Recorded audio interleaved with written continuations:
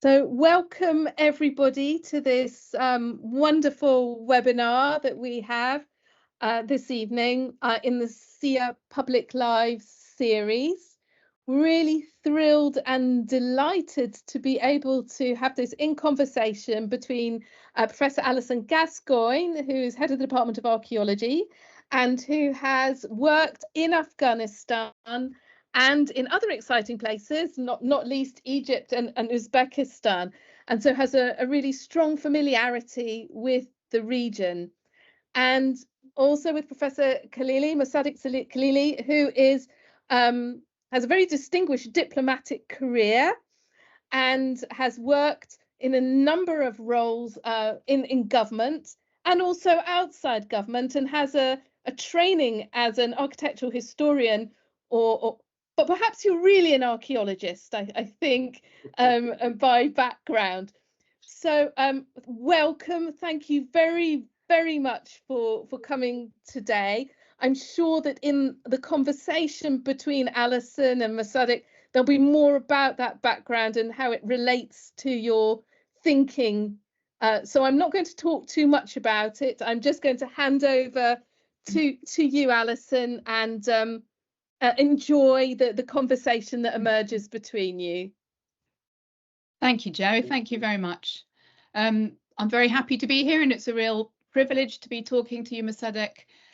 Just to expand a little bit for our listeners as well about the roles that you've held. I mean, you've had a very distinguished and varied career in Afghanistan and outside Afghanistan as well, starting in a kind of university position, working through to activities with UNESCO, and then the Ministry of Culture, ending up as acting Minister of Culture right at the top of government in responsibility for cultural heritage under both Hamid Karzai and Ashraf Ghani, and then a step sideways into the diplomatic service with an ambassadorial role in the Czech Republic, and then back into training diplomats as the Director General of the Institute of Diplomacy in the Ministry of Foreign Affairs in Kabul. So we've got a huge range of your experiences and achievements to discuss, and I'm really looking forward to it. But of course, as an archaeologist myself, and having had, albeit a relatively short and limited experience and privilege of working on Afghanistan's amazing cultural heritage, I thought we could start perhaps you could outline for us some of the major challenges that you experienced when you were in charge in these various roles of managing Afghanistan's diverse and extraordinary cultural heritage. Thank you very much, Professor Alison, for the very excellent introduction and for moderating this webinar. It's really a great honor for me. And a very warm welcome to everyone present here to this webinar. First of all, let me to thank the Southampton Institute for Arts and Humanities, and particularly Professor Jo and colleagues for giving me this opportunity. It's really a great honor and pleasure. Yeah, regarding the challenges in the cultural heritage preservation in Afghanistan, you know that preserving cultural heritage in a war-affected country like Afghanistan wasn't really an easy job to do. We were facing lots of challenges, but the main challenge toward the preservation of cultural heritage in Afghanistan was the security. From the time when I became deputy minister until I was transferred to the Ministry of Foreign Affairs, all this period where we had everywhere the security challenges. Like, it was really difficult sometimes to reach the historical sites, and then sometimes we were also getting information from some part of the country that some historical sites or in the area where was controlled by Taliban was in danger of illegal excavation and looting. But because of that very risky situation, we couldn't do anything to respond to those difficulties. Giving an example, like in March 2014, I was traveling to the East Talif district, which is around 40-45 kilometers from Kabul, with a delegation of archaeologists and monument preservation experts to visit and monitor historical sites near Kabul. And then on the way to East Talif, the insurgent groups, they bombed my vehicle. That was really a very difficult time, a very difficult moment for me. Luckily, I survived that explosion. But the side effects of that horrible incident is still there. And I'm still somehow suffering from those side effects. And in that explosion, two of my guards were very badly injured. Our staff they had always the same experiences when they were going to survey the sites around Kabul or in the provinces. I can give you another example. When a group of archaeologists, they were going to Mossadeq site, which is around 70 kilometers from Kabul in province of Logar, and is one of the most important Buddhist sites in the country. So their vehicle was also targeted by a roadside bomb, and unfortunately, in that explosion, we lost two of our colleagues. So these kind of explosions and these kind of incidents were like a kind of an experience of like a daily basis.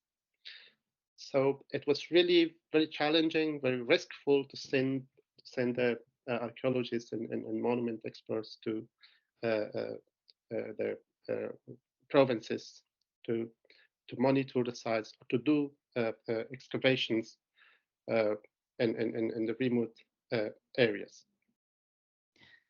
At the same time, the other challenges beside the security challenge was like lack of financial resources, lack of experts, and lack of awareness with the value and importance of cultural heritage among the people.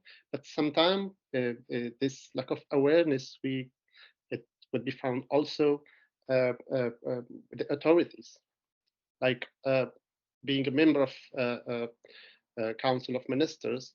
Sometimes I had really difficulties, and it was challenging for me to convince the member of cabinet that the cultural heritage preservation is important, and we had the responsibility to look after the heritage and to preserve them.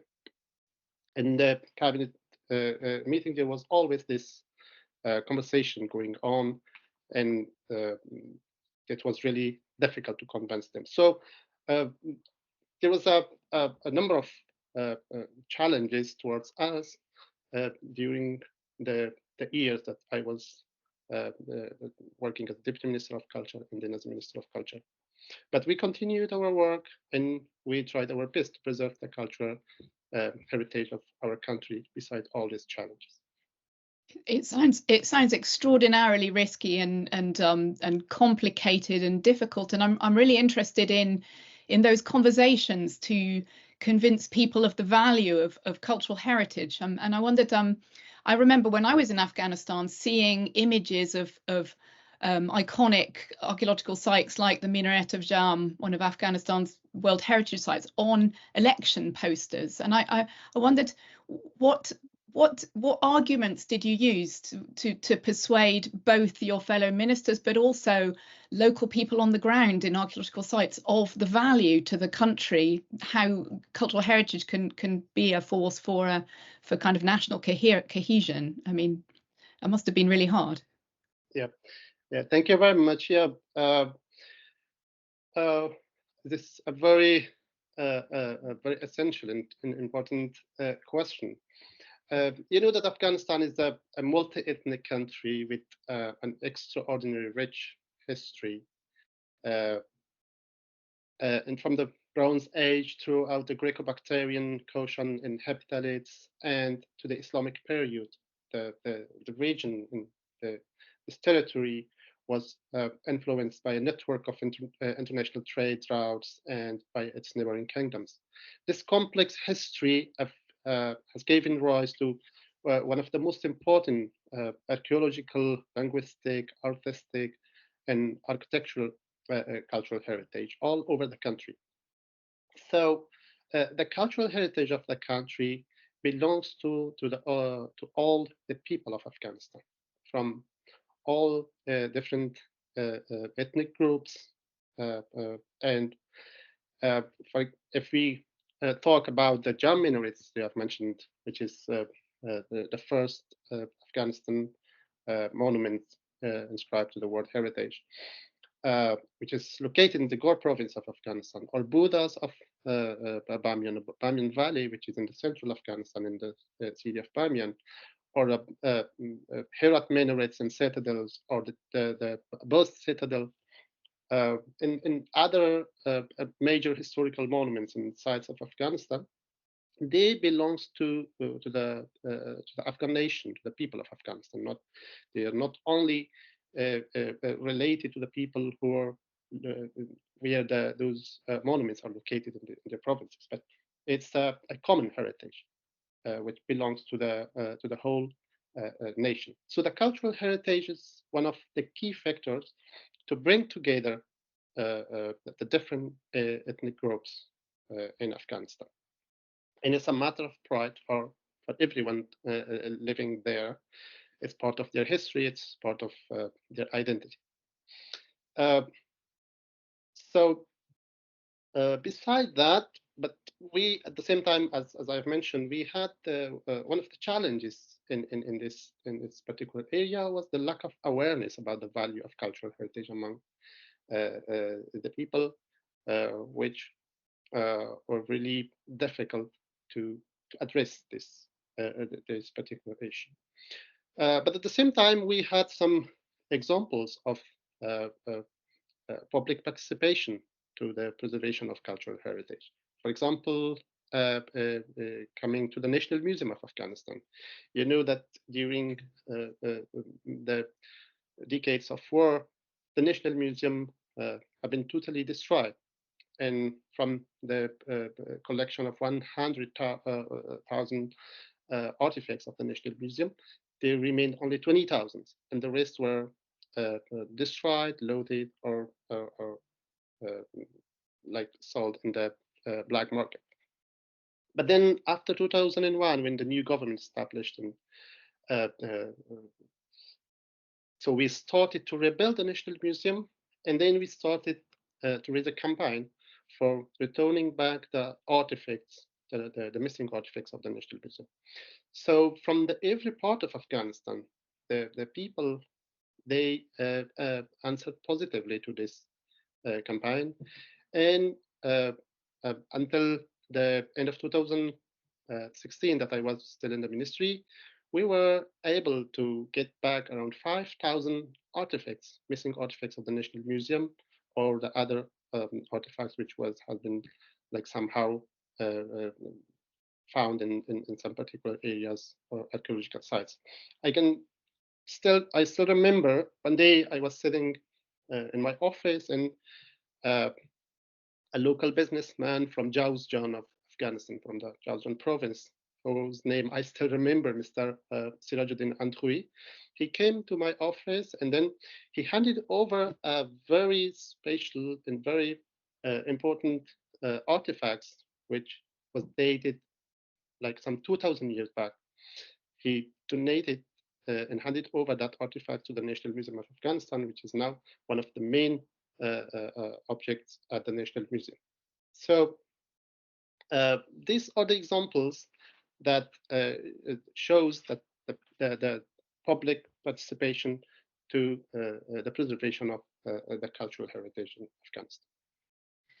There are often tensions, aren't there, between heritage interests and, of course, economic interests, whether that's, people in the countryside who, need to feed their families and regard, heritage as another resource to be exploited. But there are also much kind of larger kind of multinational economic interests. And I'm sure that you often found yourself making an argument that was against those kinds of economic interests. So I wondered if you could say a little bit about the tensions between, heritage, politics, economics. We've talked a bit about nationalism, but these tensions can be really complicated to navigate, can't they? And very often, the cultural rights of a population can be kind of marginalised in relation to their economic or political rights. Yeah, thank you very much. Yeah, this was one of the biggest challenges that we had toward the preservation of cultural heritage in general. Because most of the historical monuments and archaeological sites were located on the private properties. And we had always a long discussion with the owners of those properties and lands to intervene on the sites and to deal with the archaeological remains.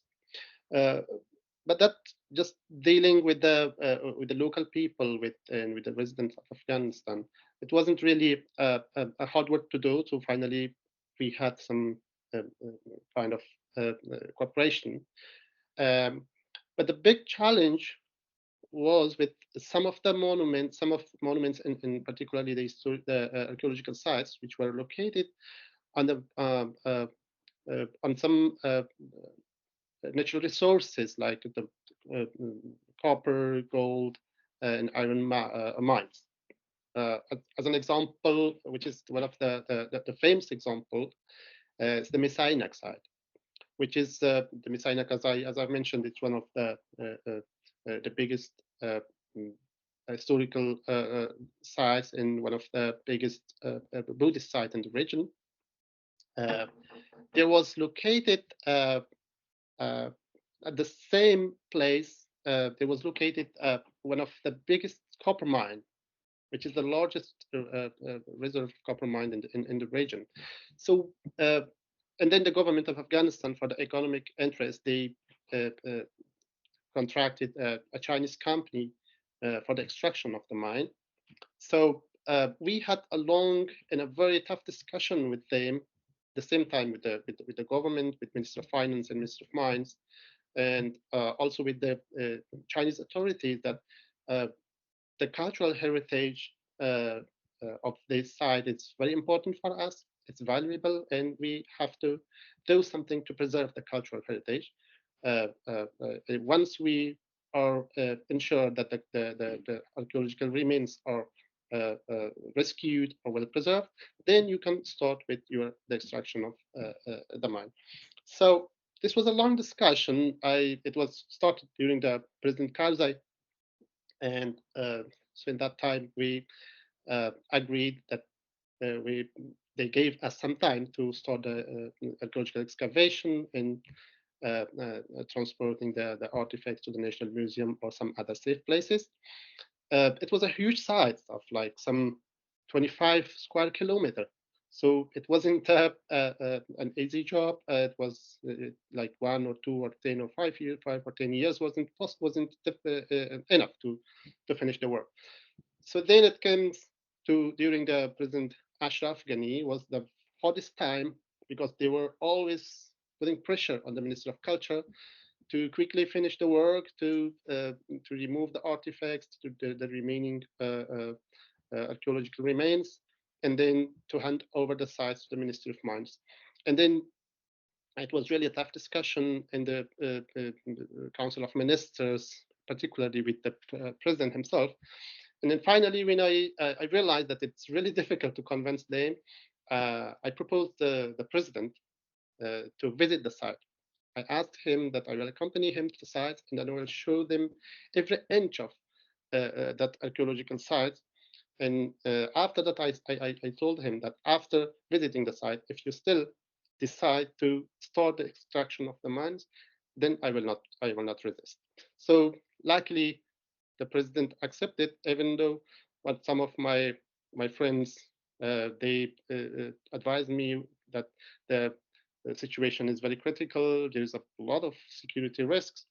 So you are taking risks to bring a president in that site, which is all the area around the site was controlled by Taliban at that time. So then the president visited the site, and likely when he came back, and then we had the next day we had a meeting with the ministers. He said that I visited the site, and the archaeological remains are really valuable and important. So then they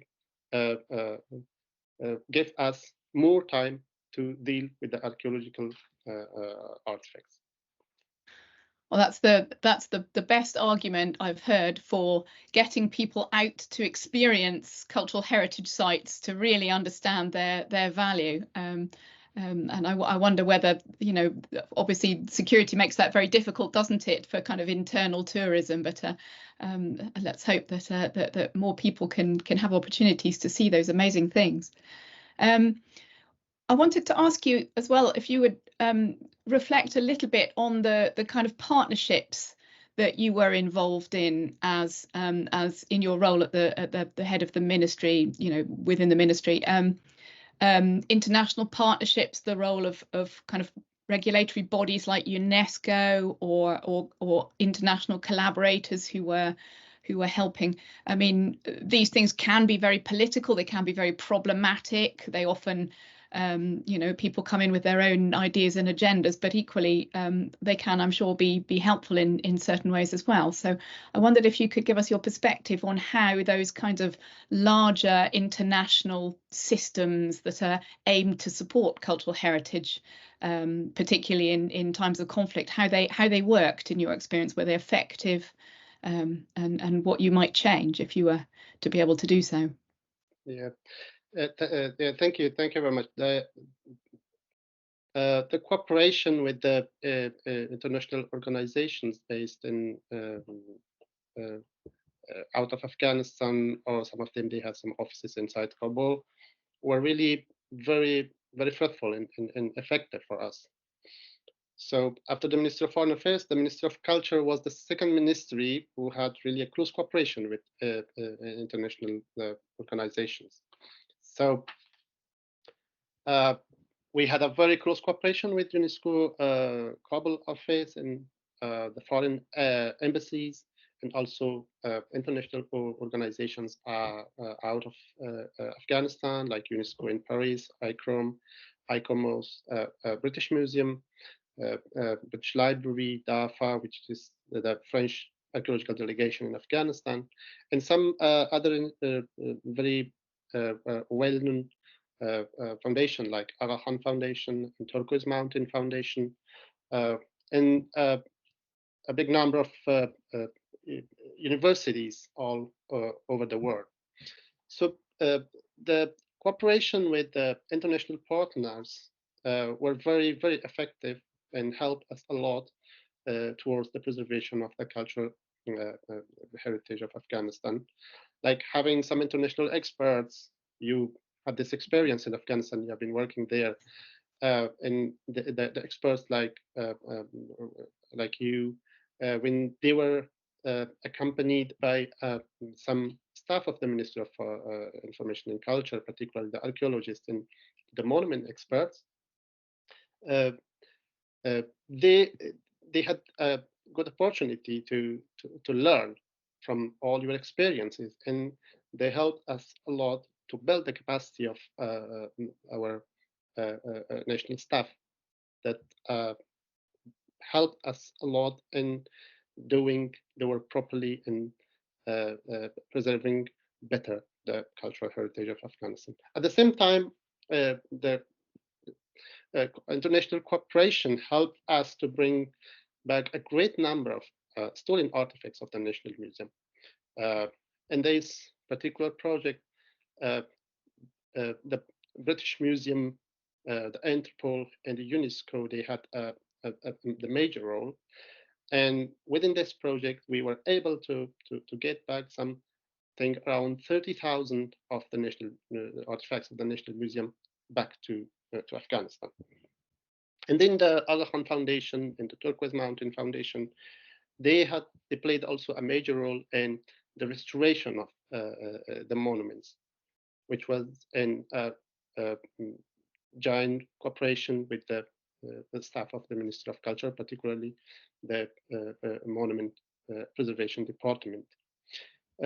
And another example of this cooperation was like a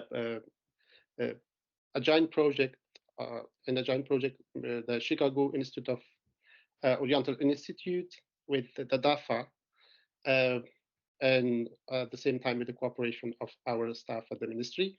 For the first time, we have been able to create the database of the National Museum and then the archaeological map of Afghanistan, which now in the present time help us a lot to monitor remotely what's happening inside Afghanistan, if there is any changes in terms of archaeological sites, or is there any kind of illegal excavation somewhere.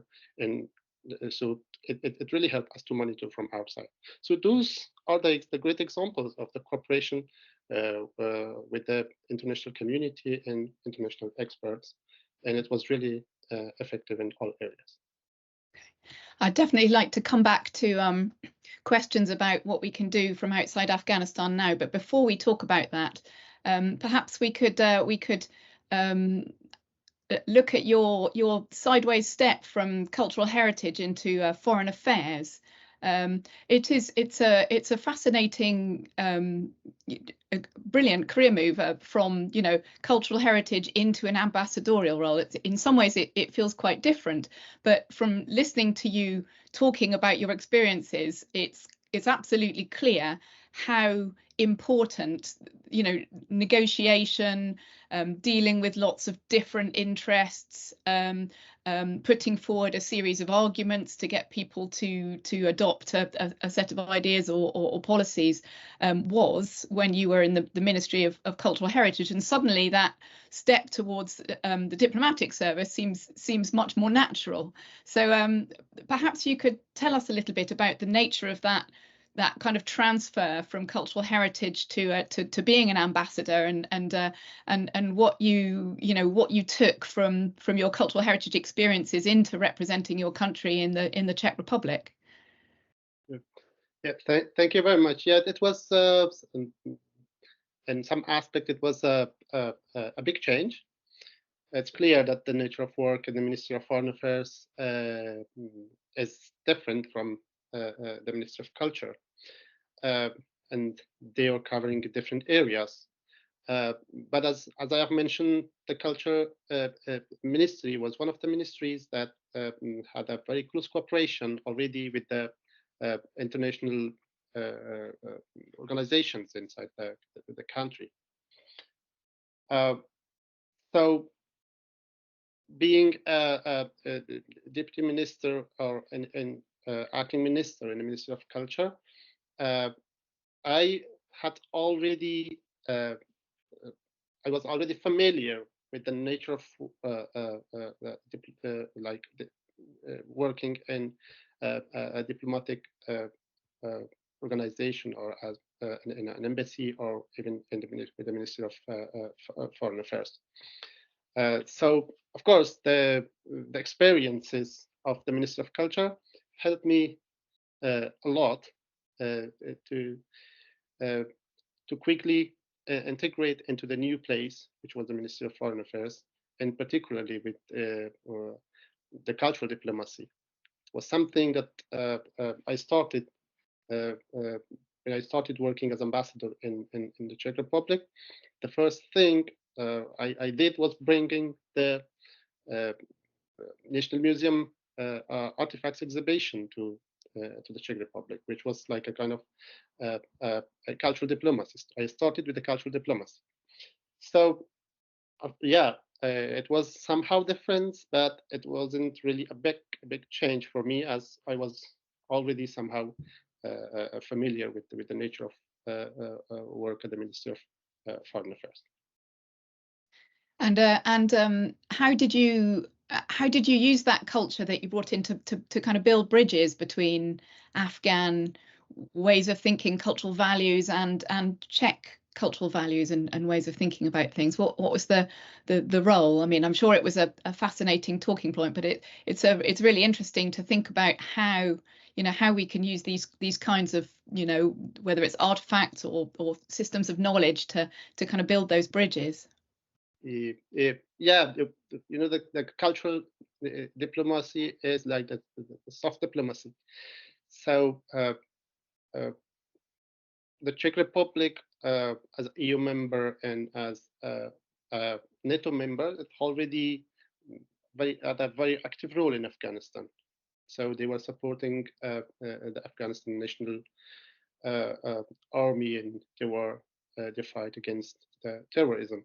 And they were also supporting the health sector and also the education sector. At the same time, in the Ministry of Culture, we already had some kind of cultural cooperation with the Czech Republic. There was some Czech archaeologists that was working alongside with other international experts, particularly in the Mossadeq side.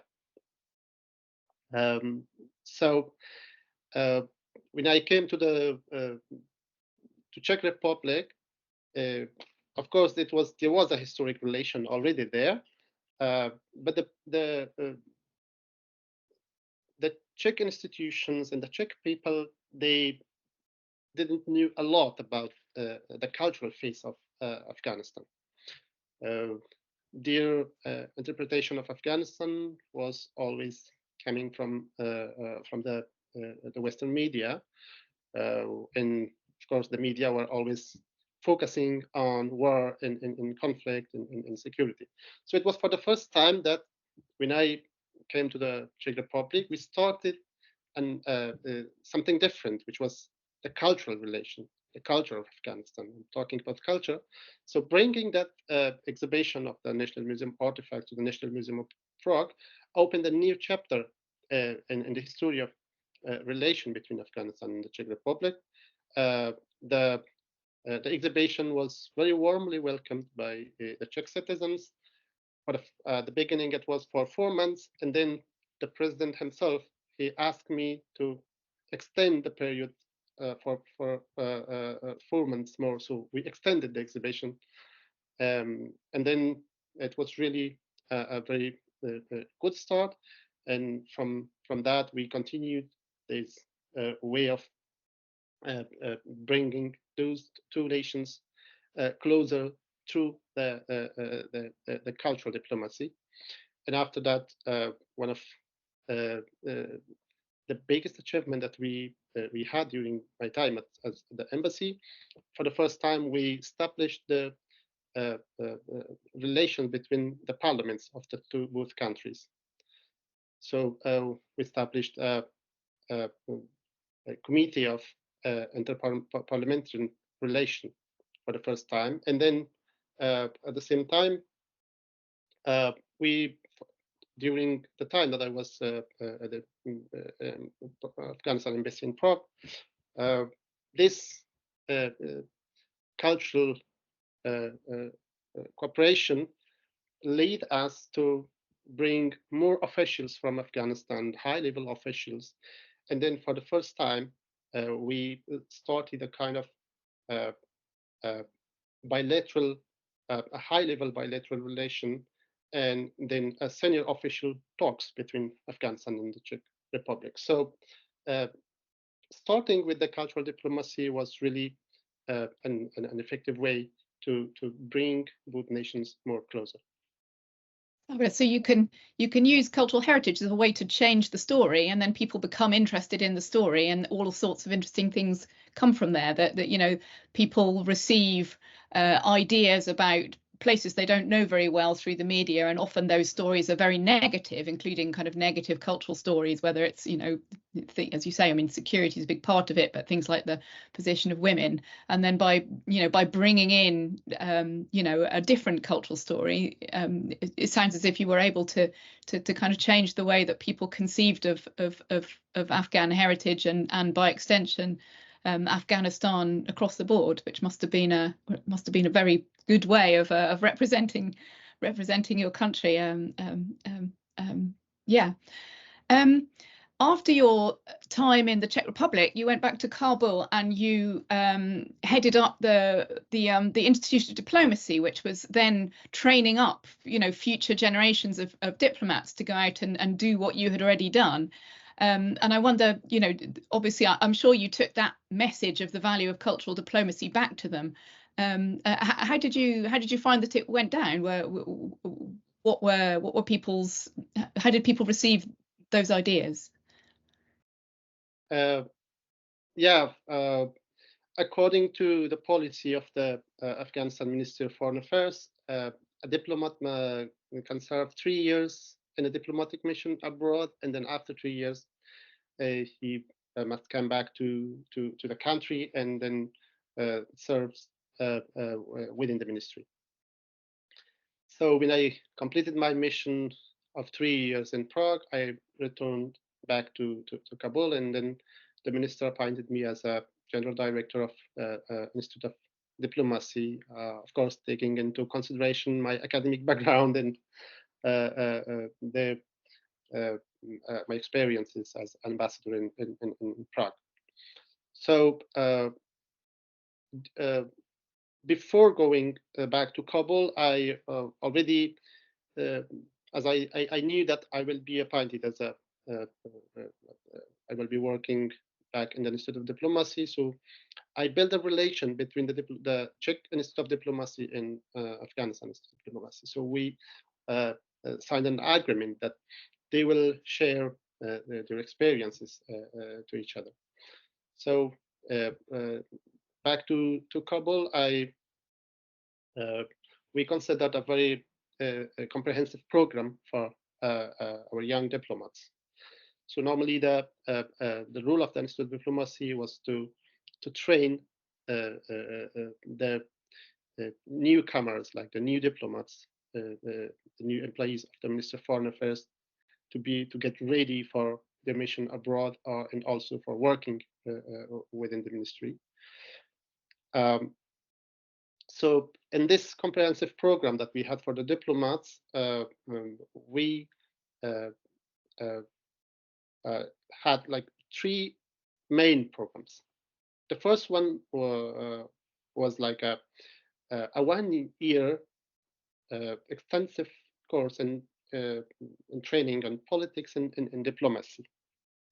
And this 1-year training, the diplomats were trained in the area of international relations, art of negotiations, protocols, regional integration, and other topics. And the second program that we had in this very comprehensive plan for training the diplomats was sending groups of diplomats to the foreign countries, to other diplomatic institutes all over the world where we had cooperation with them.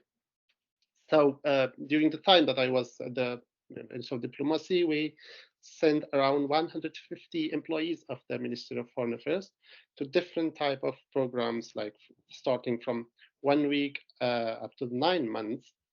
And they were trained there in diplomacy, protocol, and bilateral relation, cultural diplomacy, public relation, and strategic relation. The third program was a program of continuation of their studies. We had an agreement with the University of Kabul, and then we were sending diplomats to pursue a master degree there in the field of cultural relation. But in the last one was also one of the main programs of the Institute of Diplomacy.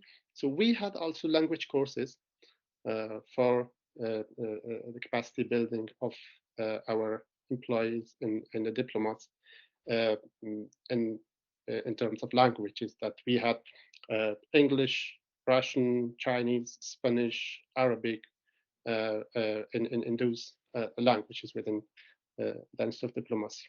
So all these 4 programs were put together to well-train the diplomats and get them ready for their missions. That sounds extremely comprehensive. I think we've got another 5 minutes or so before the Q&A, so I'd just like to bring us up to the present day. Obviously, since 2021, things have become very difficult in all sorts of ways in Afghanistan. It's been, it's been very distressing to see what's happened there. Now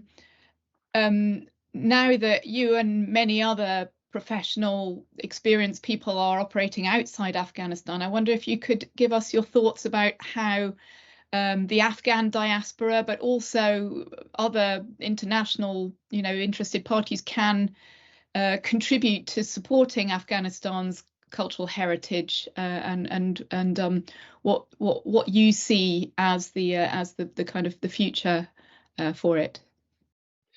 Yeah, thank you very much. Yeah, unfortunately, by collapse of the Republic and Taliban takeover of Afghanistan since August 2021, the present situation of Afghanistan cultural heritage and archaeological sites can be unfortunately qualified as a cultural disaster. Now the concerns are growing about the condition of the cultural heritage in the present time. But unfortunately, it's not only the people of Afghanistan, the already long-suffering people of Afghanistan, particularly the women and girls who are denied of all their basic rights, are suffering, but there are also concerns about the cultural heritage preservation. It's not only the pre-Islamic monuments, but also the Islamic monuments, because the Taliban, they suspended the law on the preservation of cultural heritage. And a great number of the experts, they fled the country. So in the same time, the lack of awareness regarding the value and importance of cultural heritage, and in the lack of a proper policy towards the preservation of cultural heritage, the cultural heritage of country faces a real danger of loathing and destruction. So in this very particular situation, the experts who are now outside of the country, they can play a vital role to better recognize the problems facing the cultural heritage of Afghanistan and take timely action for their preservation. I have recently raised an idea of establishing an Afghanistan's cultural heritage pool of experts in exile. I share this idea with UNESCO, ALIF, and some other international organizations. I hope that we could find some support from this organization to establish this pool of experts. I think that these experts in exile, which are now living in Western countries, they can help us to take a stock of the current condition of Afghanistan's cultural heritage and identify strategies to address the challenges with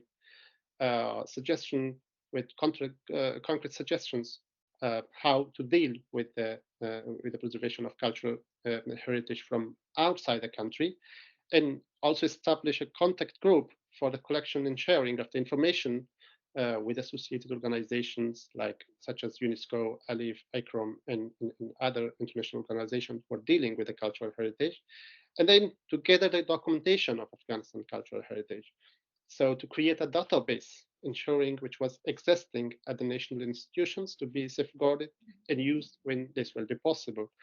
And then at the same time, organization of some particular workshops in the capacity building for local experts, if it's possible, including the employees of the Ministry of Culture.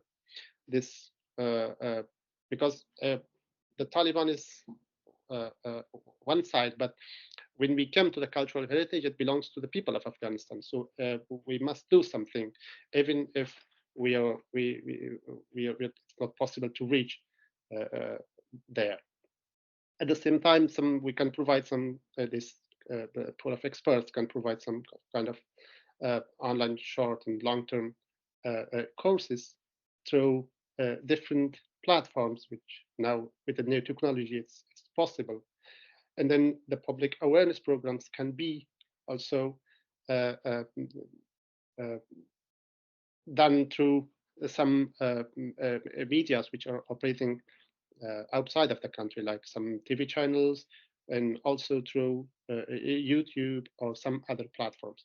So these are some major things, some possibilities that these pool of experts in the diaspora can play their role to preserve the cultural heritage of the country, or to play their role in this very, very difficult situation. Yes. Well, I hope we all wish. I'm sure we're all together in wishing that that all good things can be achieved. That will make the situation better for certainly for people first and cultural heritage second. But you've demonstrated so nicely how those things are enmeshed. We've got some questions in the chat, so moving over to questions. We've got questions from Atafa Tajik. What are your hopes and expectations for Afghan people in their new life in the UK? And how do you envision Afghan people's future in the UK? Are there specific goals or aspirations that they have? Those two seem closely connected to me, so perhaps we could start with those. If you can see those. Mm-hmm. Yeah, thank you. It's a question which is a bit away from the topic, which is cultural heritage, but yeah, I'd love to answer to this question. Yeah, we are really grateful of the United Kingdom and the UK government and citizens to help the refugees, to help the people in risk to be evacuated, and they brought back them here in UK, and then now they are trying to start a new life here. It's really a tough situation. It takes time to be well integrated here, but I hope that one day there will be peace in Afghanistan, and there will be freedom in the country, that they could return back to their country and play the role in the reconstruction of Afghanistan. That would be something we would all absolutely hope for, peace in Afghanistan. And a follow-up question, how do you believe the UK government and society can better support Afghan refugees and asylum seekers?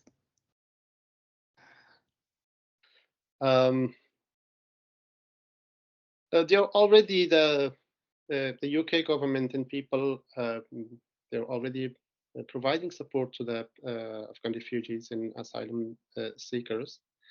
I meet a lot of refugee families here. Some of them are living just in our neighborhood. They try to well settle here in the UK. And so they try to find a way to get familiar with everything and start a new chapter of their life here in the UK. That's likely here. Their kids have the possibility to go to school, particularly the girls. So that's a privilege for them, that they could continue their studies here. Of course, being away from their country, being away from their relatives, from their families, it's really difficult.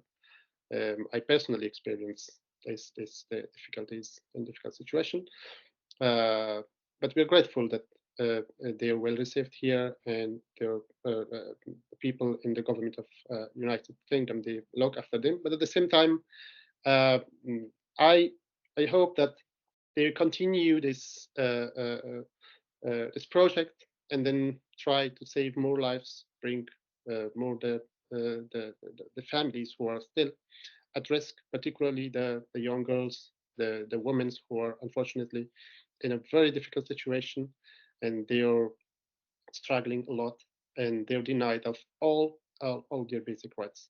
So I request the UK government and the organizations who are working towards the refugees to help the women and girls of Afghanistan, particularly the families who are now stuck in Iran and Pakistan, and they are living really in a very, very difficult condition. help them to get out of there, help them to come to the safe places where they could continue a normal life.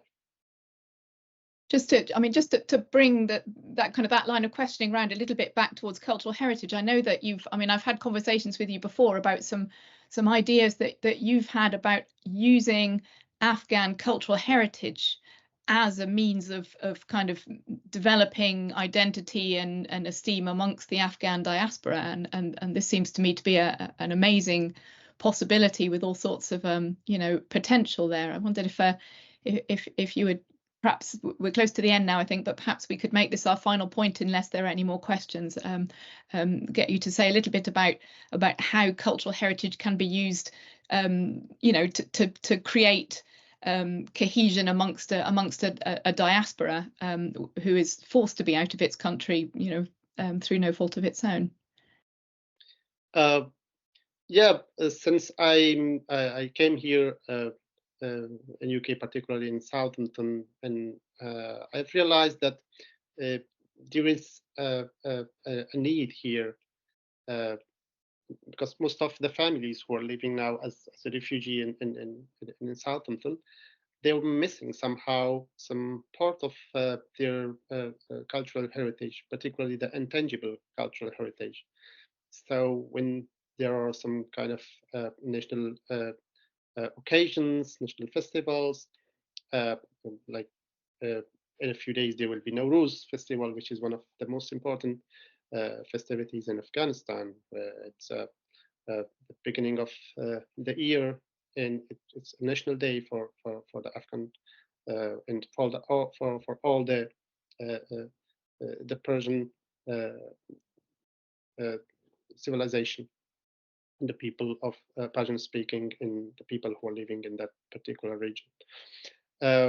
And there are some other examples that I was also thinking of, like bringing together some cultural activists and some experts here inside the UK, and then in cooperation with some organizations or Southampton City Council or other institutions, how we can try to bring these people together, and then to try to make a link between those intangible cultural heritage or the traditional values of the Afghan refugees here, and then the UK communities and society, and somehow that will help them to well integrate, and then also to be to stay in line with their past, with their national values and cultural heritage.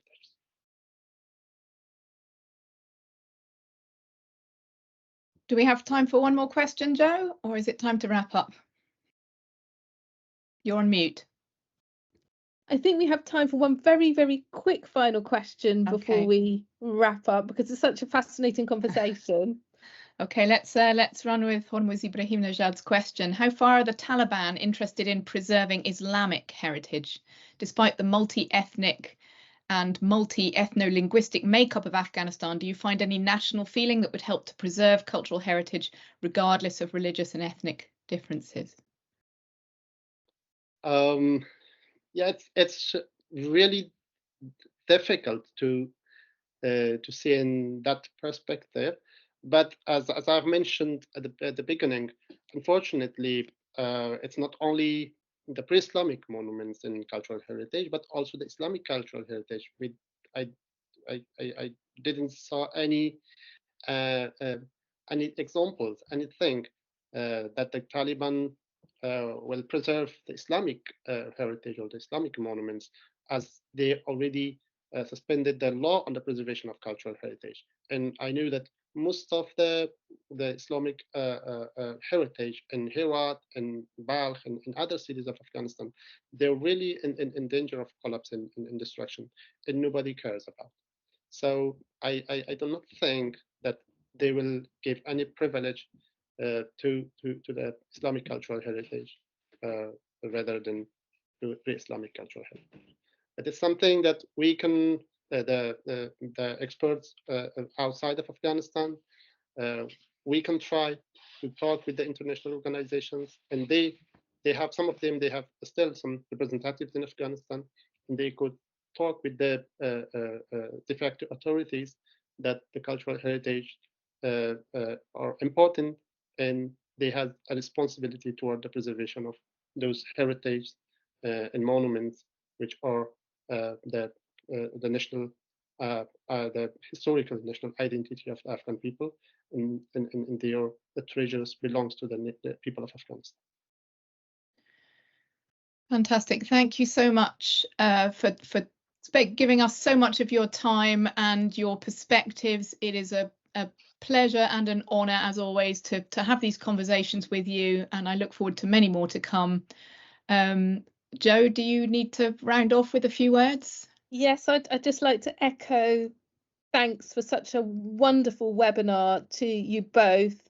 As Alison says, it's a pleasure and an honour to have you as part of this series, and for reminding us of the extraordinary personal risk that you and others take to preserve cultural heritage and national identity, and quite how important that is to people, that you feel that it is worth taking that risk. And I think we all owe you an enormous debt of gratitude, a global debt of gratitude, for the work that you have been doing and that your colleagues continue to do under very, very difficult circumstances. And I'm sure I'm not the only one who found many elements of tonight's webinar extremely moving and affecting. I do normally introduce the next webinar at the end of this one, but it feels quite a stretch to find a link between these two, having just said what I have said, because our next webinar is going to be about heritage and Harry Potter. So it kind of goes from one end to the other, and that will be about cultural heritage management by in conversation with Stephen Mannion, who used to previously run Alnwick Castle, where they filmed the Harry Potter films. So another cultural heritage offering, but something really completely different. And I'm reminded that it's on the 25th of April after Easter. So thank you very much again. And we're so privileged to have you as part of the community in Southampton, and hope that we'll be able to work with you and to support in some of those ambitions that you've articulated today. Thank you very, very much. Thank you very much once again for this great opportunity. It was a great honor and privilege to be here for this webinar. I really enjoyed the conversation. It was very important and wonderful questions. So thank you very much, Dr. Jo. Thank you, Dr. Alison. Thank you, everyone, and all everybody who participated to today's webinar and gave the time. Thank you so much, and it was a great honor. Goodbye, everybody. Thank you.